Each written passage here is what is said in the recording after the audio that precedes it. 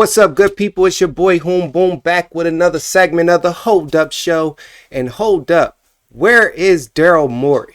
Today, we're going to be analyzing some of the moves Darrel Morey has made in his tenure as the Philadelphia Sixers general manager in charge of player personnel and all that good stuff. But first, we're going to start with a clip from Paul George from this past annihilation by the Chicago Bulls to the Sixers and his feelings after that game. And then we're going to get into Morey. So let's get into it. Hold up.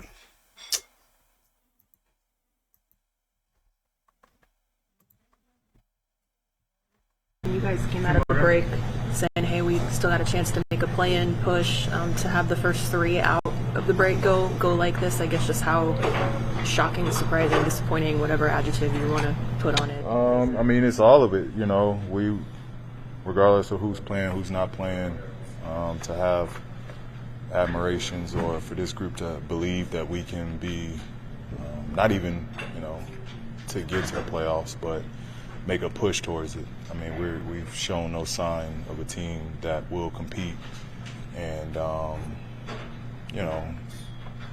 we just don't have the habits of a champion or a playoff contending team would have. So to be honest, right now it's a little far-fetched. All we can do is work hard and try to just keep going for one another, but we've shown no signs of forget championship, but a playoff contending team here. So there you have it. Paul George expressing his feelings after the blowout loss to the Chicago Bulls the other night. And the headline or the quote that they're using from him is, "We've shown no signs of being able to compete." Well, I got a big problem with that. You are one of the main factors why we show no signs of being able to compete. I understand you did not want to come here. You did not want to be on the East Coast under any circumstance, right? You were good in your hometown, home state, making millions of dollars, doing what you love, right? But in your own selfishness of your own career, which you have the right to do, in your own selfishness, you went out your way to squeeze an extra year out of your career, right? An extra year that where you were happy and planted and comfortable was not willing to give you with the Clippers, right? And instead of you making the best of the situation, taking the 3-year deal to stay with the Clippers and be in and remain in your comfort zone, going into the twilight of your career onto retirement, right?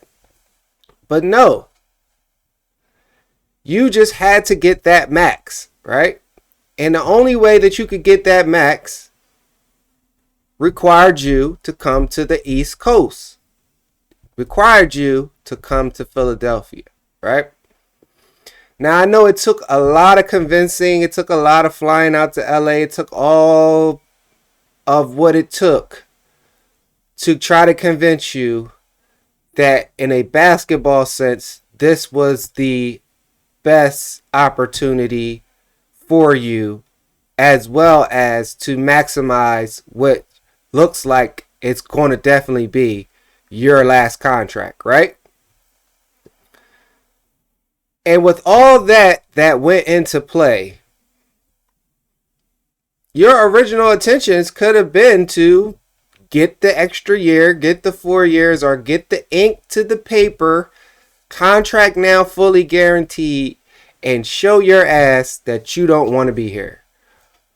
Just flat out bum it out, right? Since you've got here, your temperament, your attitude, your body language has all shown that you do not want any parts of Philadelphia. You are not looking to embrace the city, and therefore the city is not looking to embrace you.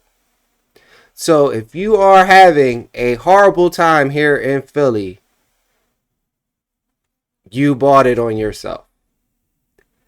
You got to deal with it. And I hope they do not trade you. I hope they keep you right here in Philly and make you suffer for all that extra year that you wanted on that contract, since you didn't want to change your mindset and be fully available to show and appreciate the fans and Philadelphia 76ers for giving you that contract at 34 years old with so much with so little tread left on your tires, right? Because you've made a reputation of being a defensive anchor to some sorts. Like you could guard the best player on the team and all that while still averaging 20 and affecting the game offensively without just scoring and things like that, right? And we got to see little itty bitty glimpses of what you used to display throughout the league, throughout your career, and things like that. But from the time you've got here, from the time you stepped off that plane, your energy and body language has been off, right? We reserved opinion, we reserved commenting or our negative thoughts until we got to see y'all on the court as a collective, right? And before that could even get good, you were already hyperextending knees, injuring pinkies, and things of that nature, right? So I don't know if that's a sign of you did not prepare for this season for a championship campaign and you were going to lollygag through it as the third option and continue to let Embiid and Maxey do the heavy lifting, right? While you focus on Podcast P, NBA Afterlife, right? That just seems like it was always your ultimate plan or goal or whatever, that you were going to, sleepwalk through this or hope that it got so bad that they traded you out of here somehow, some way, back to the West Coast.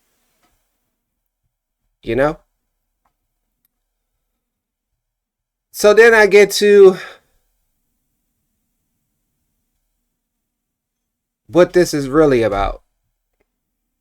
The man who bought Podcast P here. The man who's supposed to be the analytical expert as well as a top-notch elite general manager, right? In the previous position he held, he had a lot of success. He did a lot of innovative things to try to make that as successful or to maximize the success of the situation he was previously in. And, with the signing of Hinkie originally, I believe the owners and management of the Sixers were actually looking to get Darrel Morey instead of Sam Hinkie. But Sam Hinkie was such a clone, in so many words, of a Darrel Morey that they went with the latter, right? Because Darrel Morey contract he just wasn't available, right? But Sam Hinkie was, right? But because he followed the similar principles and analytics and things like that. But Hinkie had his own vision, right? And we seen and endured as a fan base through that, right? Because I actually believe in trusting the process. Sam Hinkie's vision, right? Not Brian Colangelo's vision or cleanup of it, not Elton Brand, who I believe has done an amazing job for the position that he was put in with them, you know, superseding him to bring Morey in, even though he was doing a phenomenal job, right? It was not his fault that the Kawhi 4-5 bounce game 7 game winner happened, right? Because he put together an excellent team, right? He put together a championship team that year. Regardless of what you say, that team, if they went to the finals, I believe they would have won. I believe they would have won. They were a matchup nightmare. It was just that Kawhi was being Kawhi at that moment, and he fully displayed his Jordan-esque type of game and mentality, right? It was just a perfect storm for him, and he made it happen, right? So now, that didn't work. You bring in Morey, and the things and the assets and the players that you traded for to make that team a championship team at that time are now not under contract, i.e. Jimmy Butler, Tobias Harris.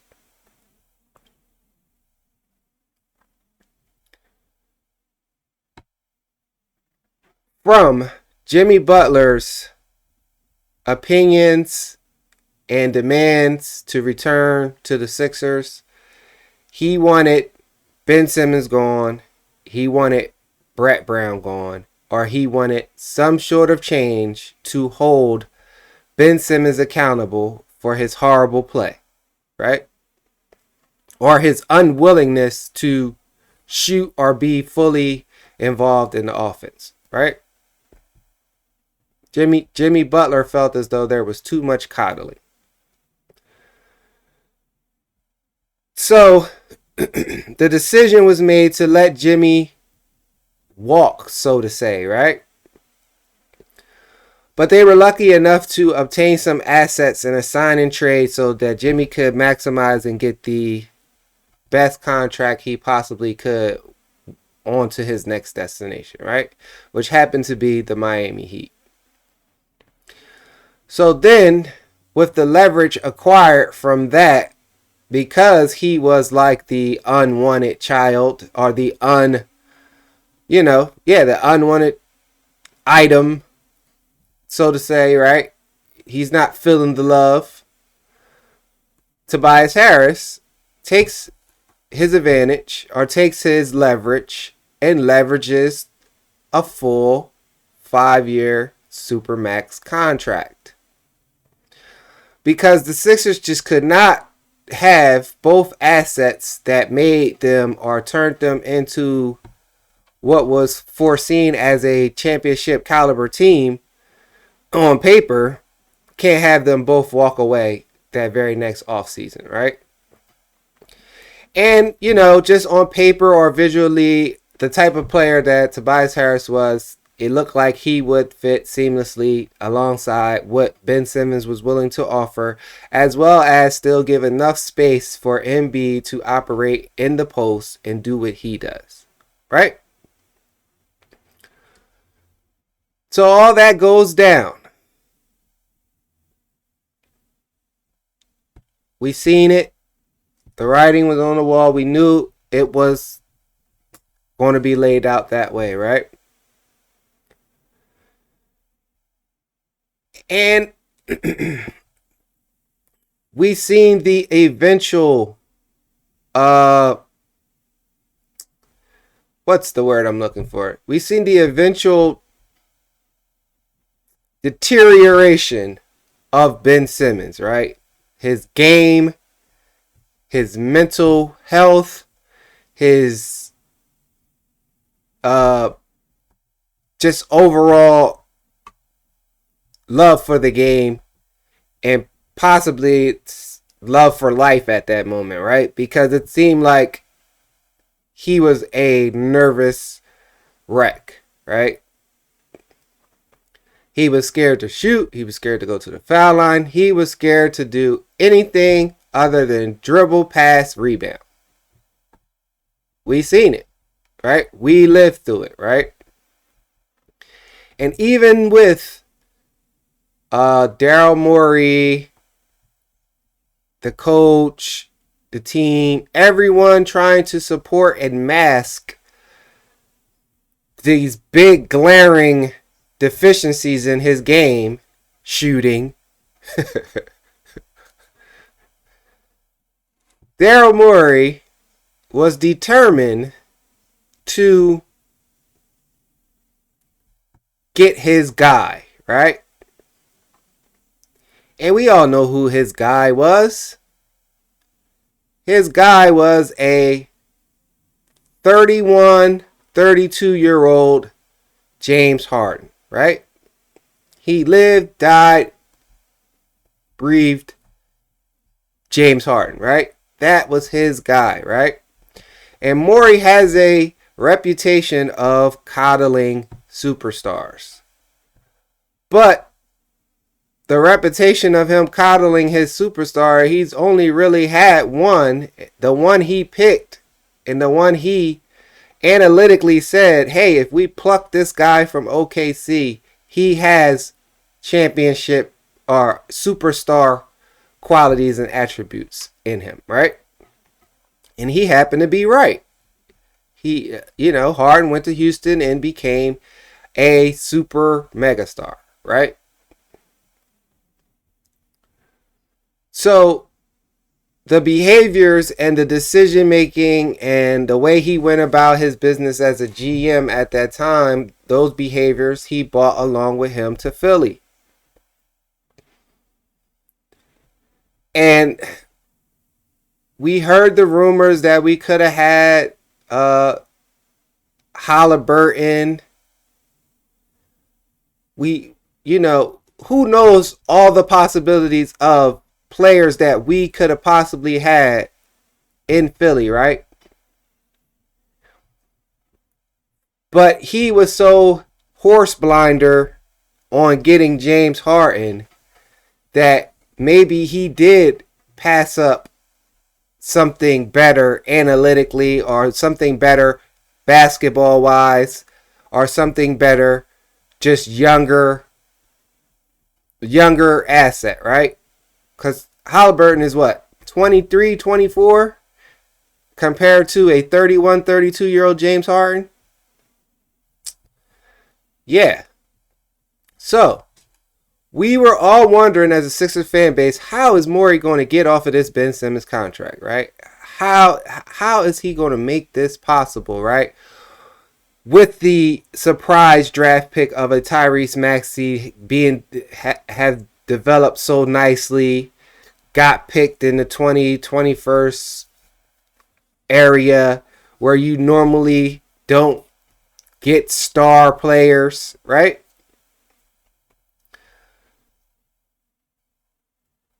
You could have had a Halliburton next to a Tyrese Maxey with a MVP form at the time, Joel Embiid, and all those things, because we always looked at Embiid's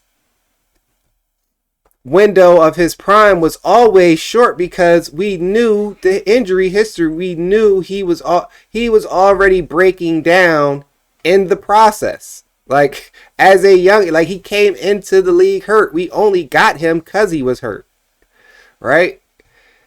And we had to wait 2.5 years to actually see what we got lucky with, right?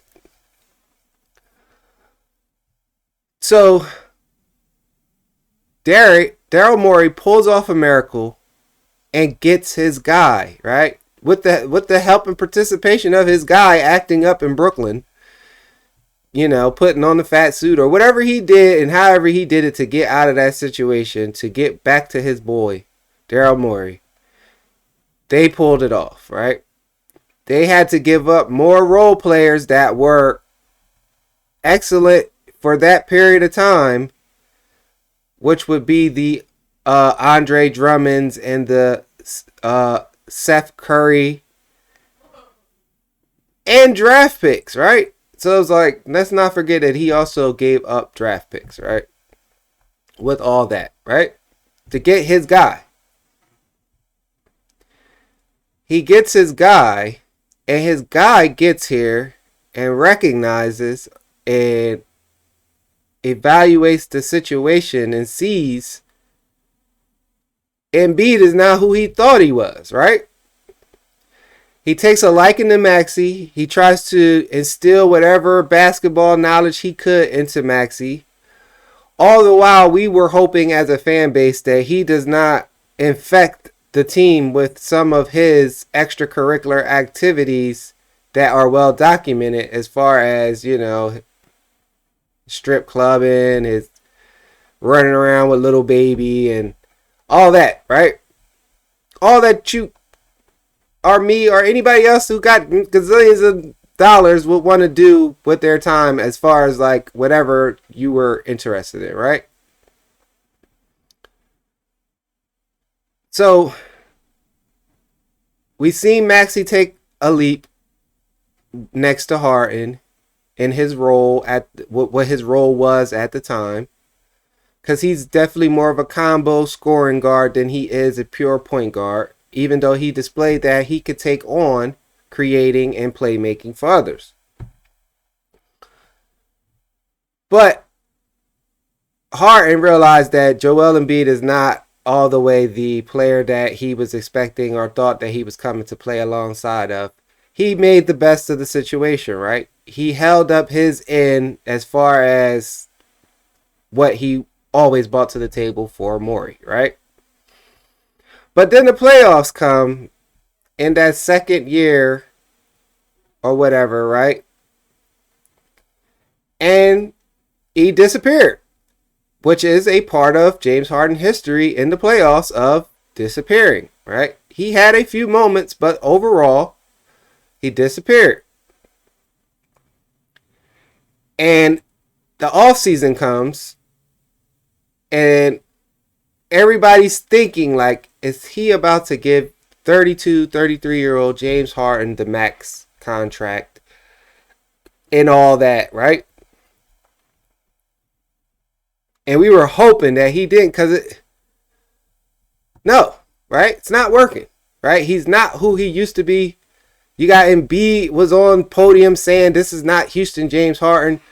James Harden should have got on the podium and said, this ain't the big dominant man that I thought I was coming to play with either, right? You know what I mean? This ain't Shaq. This ain't Olajuwon. This ain't who y'all thought he is, right? This guy's lazy. This guy doesn't have the athleticism. He can't catch alley-oops.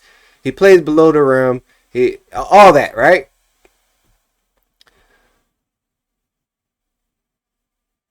So there must have, there was some sort of wink, wink, under the table handshake that he would get this max deal. But then Morey, with the pressure of an intelligent fan base such as Philadelphia, said he could not justify giving you a max contract after what you did in the playoffs, after not getting us out of the second round. That's what you were bought here for, to get us out of the second round. Morey, you were bought here to get us out of the second round. And B, all that crying, whining, extensions, all that stuff was to get us out the second round, right?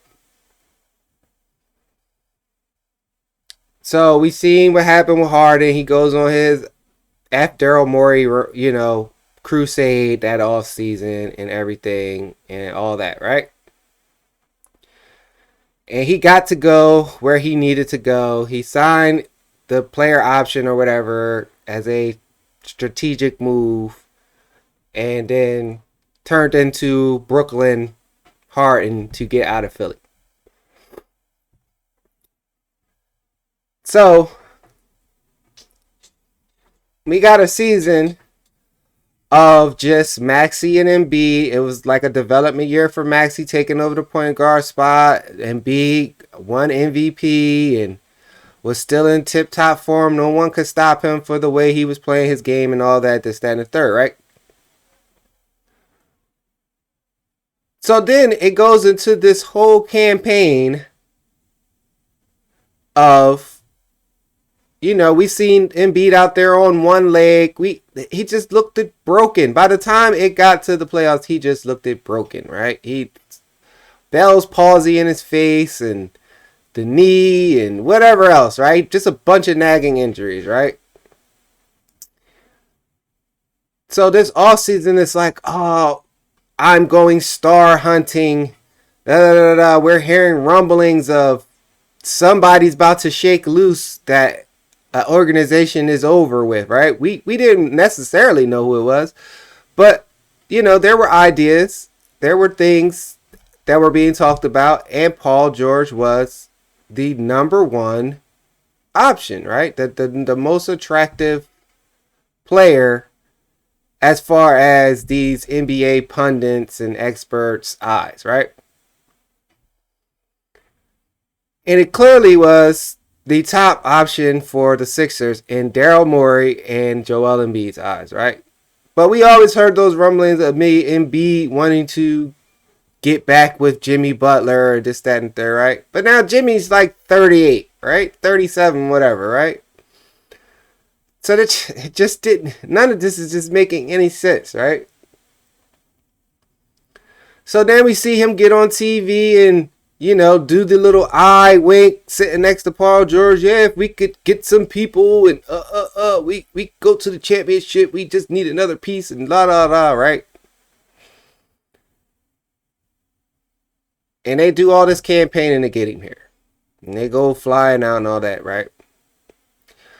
So when they get him here, mind you, it's Maxey's extension year. So they get to sign George and they sign all these players before they actually put pen to paper for Maxey, because Maxey was already a player on the team. So if they'd have signed Maxey first, they wouldn't have been able to sign all the other people under the certain rules of the salary cap of the NBA, right? If you play 2K and you played off season or you play franchise or anything, you understand what's going on, right? So Darrel Morey does that delicate dance with the salary cap and all that, and he's pulling in quality on paper from their reputation, quality role players, some a little overpaid, some not, you know, some right in line with their, because they're excited to be a part of this new big three and they actually see the vision or see it, you know, through basketball IQ lenses and all that. But then Darrel Morey turns around after such a great offseason and signs Embiid, who had 2 years remaining left on his contract, to a 3-year max extension. And we're all scratching our heads like, did he just not see this injury-riddled, one-leg, Bell palsy face guy that still no one could stop limp through the playoffs and basically look like he don't have another 2 years in him, especially at no high level, right? So why would you then turn around and say, let me give this guy 3 more years, right? Max years at that, right? So now we're like, okay, he's coddling, right? Maybe there was another wink, wink handshake under the table about all this, right? Maybe this was some type of secret compensation for Embiid being forced to get the jab and ended up injured. We've seen the Bell's palsy. We all know where Bell's palsy's been coming from since it, you know, as far as in relations to healthy people all of a sudden ending up with, you know. So we don't know the intricacies of that wink, wink under the table handshake deal because none of us agreed with this extension.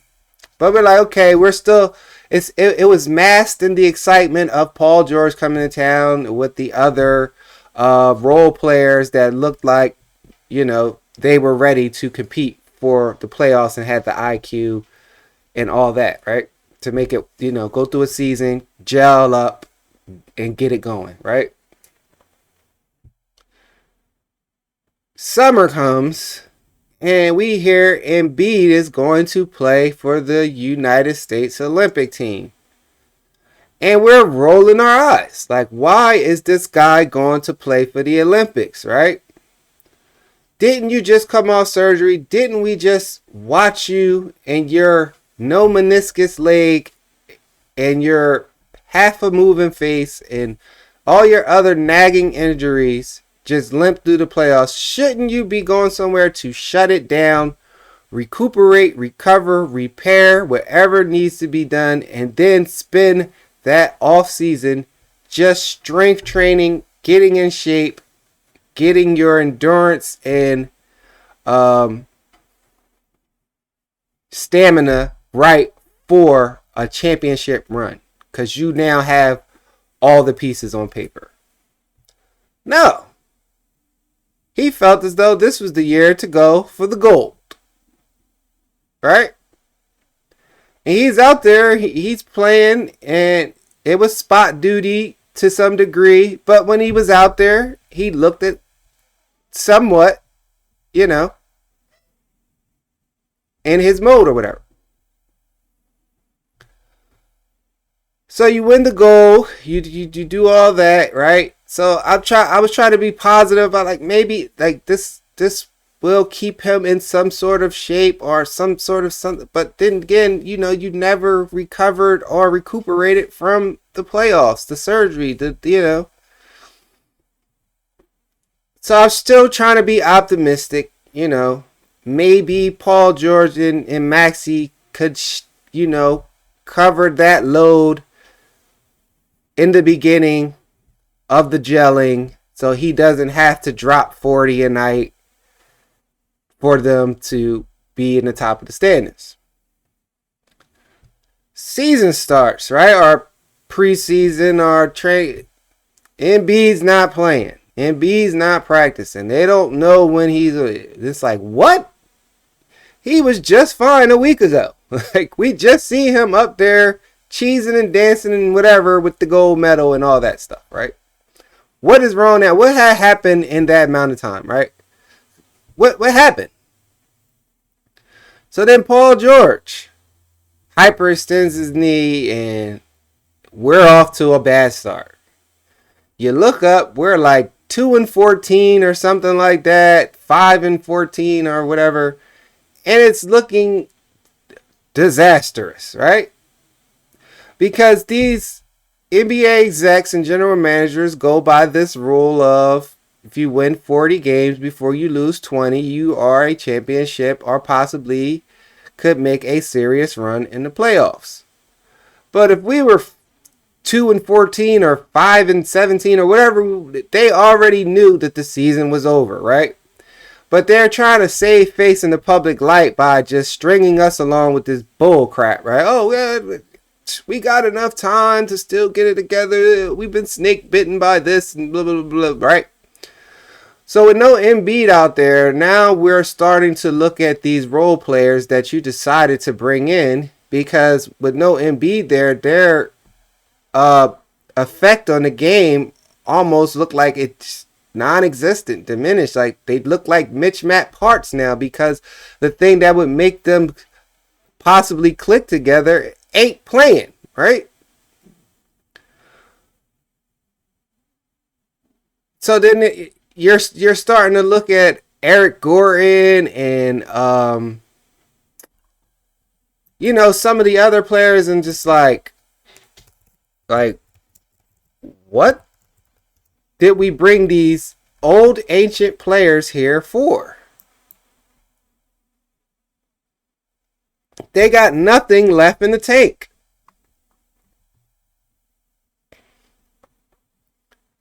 So then we started seeing that Drummond looks like he has nothing in the tank, right? Or he's at the end, right?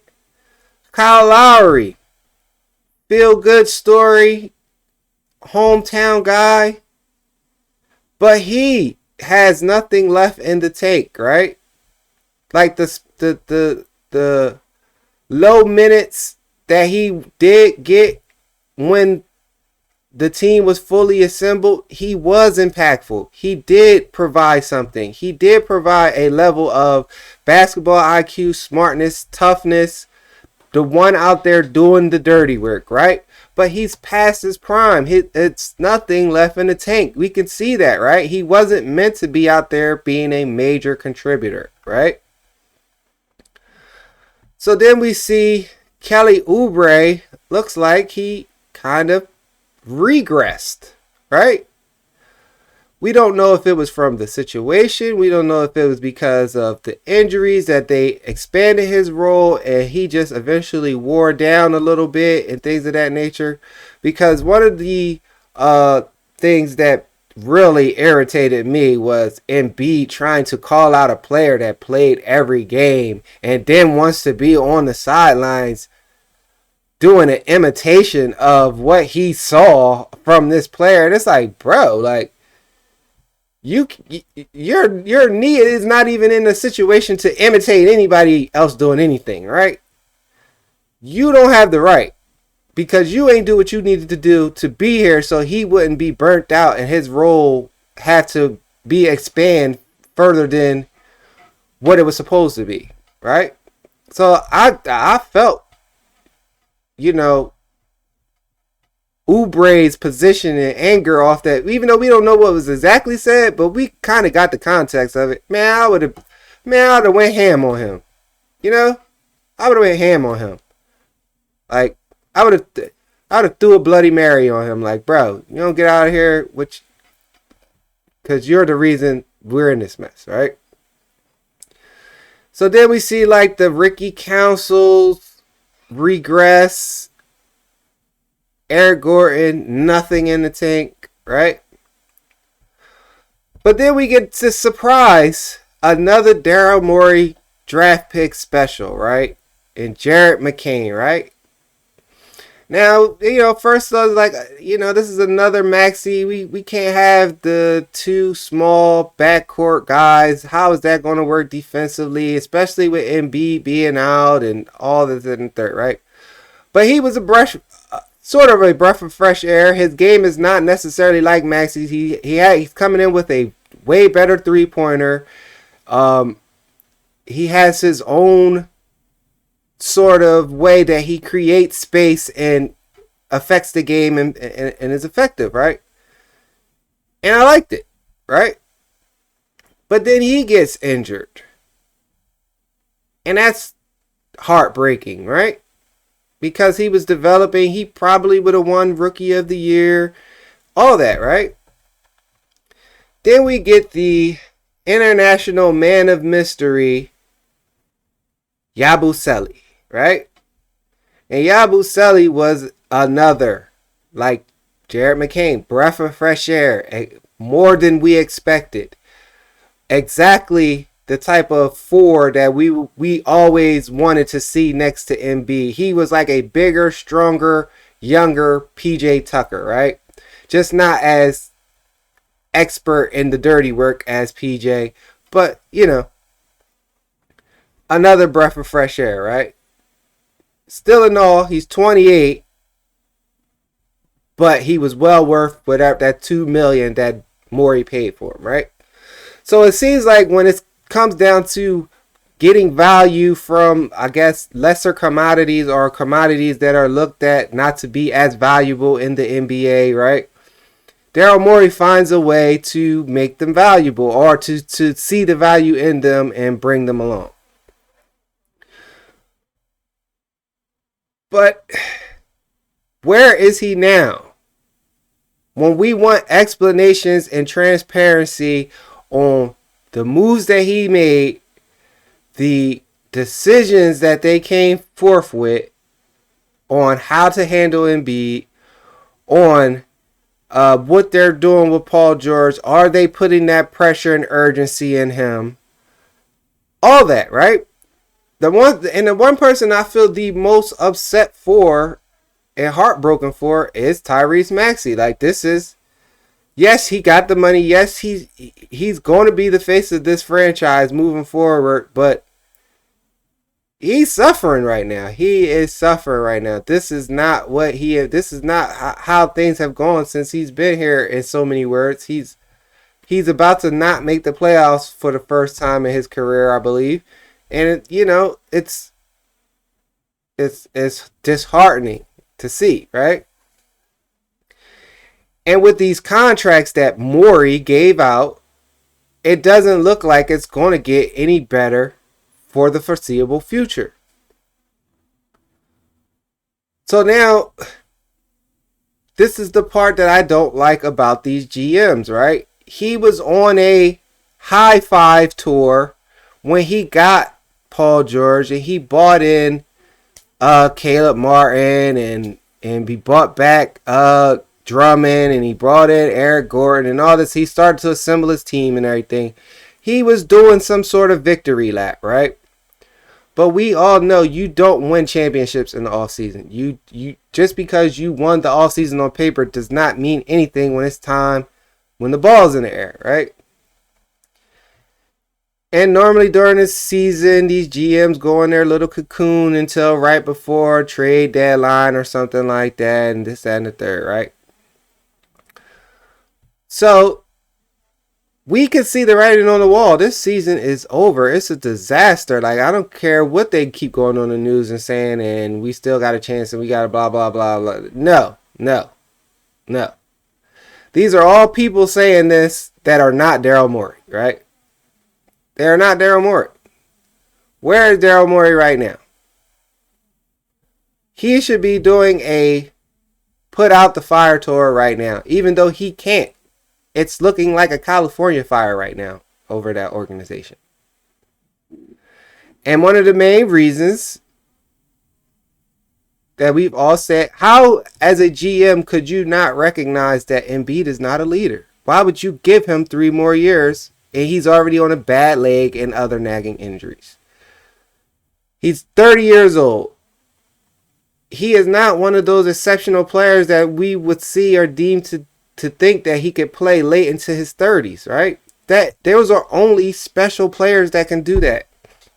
I don't even think Paul George can do it. I thought he was done before they tried to sign. Like, he was 34. He was not one of those players. He's not KD.